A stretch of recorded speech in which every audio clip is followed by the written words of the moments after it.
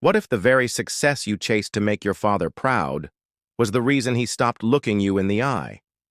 This is the story of Joshua Langford, a son driven by vision, a father bound by tradition, and the bridge they built between legacy and innovation, heartbreak and healing. In a world divided by dirt and data, can love and respect find their way home? Joshua Langford was 23 when he first tasted the sting of success.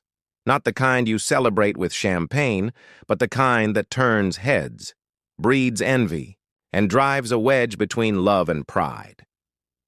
He was born and raised in Charleston, South Carolina, the only child of Nathan Langford, a third-generation landscaper with calloused hands, a permanent farmer's tan, and a disdain for all things digital. To Nathan, respect was earned with sweat, weathered boots, and dirt under the fingernails. Anything else? Just talk. Hype. But Joshua wasn't wired like his father. He was quiet, observant, and sharp in a way that didn't fit with mowers and mulch. While Nathan trimmed hedges and laid sod, Joshua was coding in his bedroom, eyes glued to dual monitors as he flipped between finance charts and lines of Python code. His fascination wasn't in dirt, it was in data. At 15, he was building trading bots in secret using trial versions of financial software and online forums. At 17, he got accepted into the University of South Carolina to study business analytics. The day he left, his father barely said a word, just handed him a toolbox and said, "In case the computer breaks." But college didn't last long. Joshua dropped out after his sophomore year. "Stupid," his father spat when Joshua told him. "You'll end up mowing lawns with me anyway." Joshua didn't respond. He packed up his laptop and moved out, leaving behind a house where pride had turned into silence. He moved in with Thomas Blake, his best friend and fellow dropout, into a rundown apartment above a laundromat in Columbia. The ceiling leaked, the heater barely worked, but they had fiber internet and a dream: to build something revolutionary in financial forecasting, a real-time market prediction AI that could adapt based on behavioral economics and breaking data. They called it Horizon. Their days blended into nights. Coffee cups piled up, whiteboards filled with formulas. They coded, tested, failed, and repeated. Some days they didn't eat until midnight. They pitched Horizon to over a dozen investors only to be laughed out. One venture capitalist told them, "You're just kids with math. I want men with money." Then came Blackwater Capital. They didn't laugh. They listened. After 2 grueling presentations, they offered $14 million for exclusive licensing rights. It wasn't a buyout. It was a bet. It wasn't enough to retire, but it was enough to make a statement. Joshua didn't call his father. Instead, he returned home on Memorial Day weekend. The backyard was filled with family. Kids running around. Uncles drinking beer, the grill smoking with burgers and ribs. Nathan stood near the grill, same apron, same old boots. Joshua pulled into the driveway in a cherry-red Ferrari 296 GTB. Gasps. Whispers. Phones came out. Nathan narrowed his eyes. "Whose car is that?" he barked. Joshua smiled. "Mine. You sell drugs now?" "No, Dad. I sold software." Nathan scoffed, flipping a burger. "Fast money fades fast."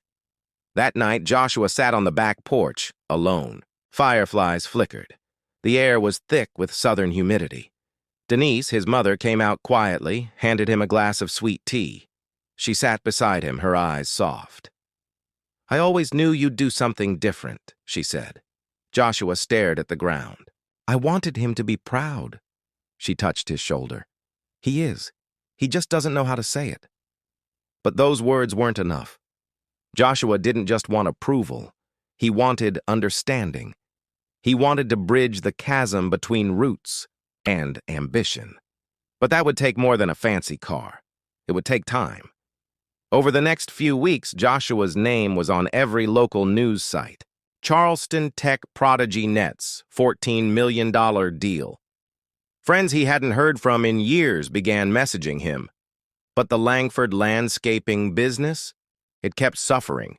His uncle Leon called him one evening. "Your dad won't say anything, but he's drowning. Took out a second mortgage.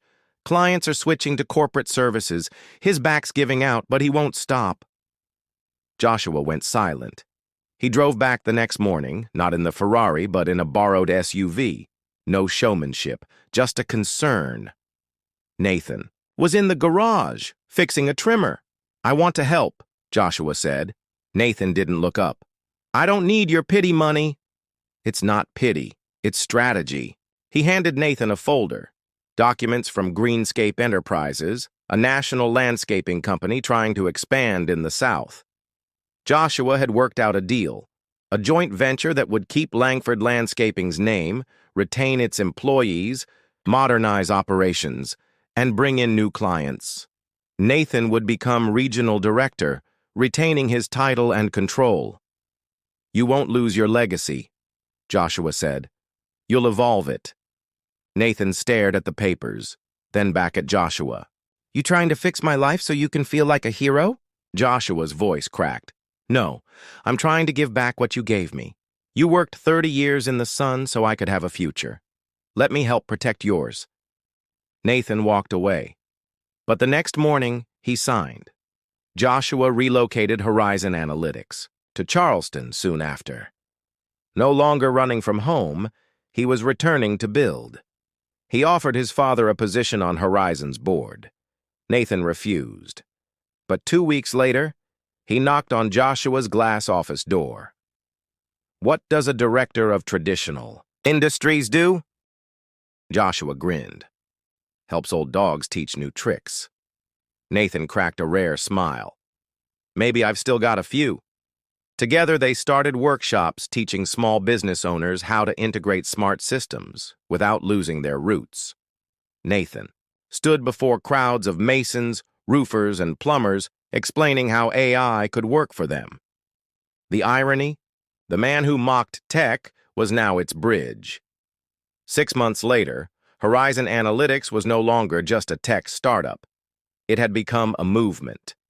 A synergy of modern AI and traditional industries. Farmers were learning how to predict yield fluctuations using Horizon's tools. Plumbers were booking jobs through AI-optimized platforms. Blackwater Capital increased funding by another $20 million.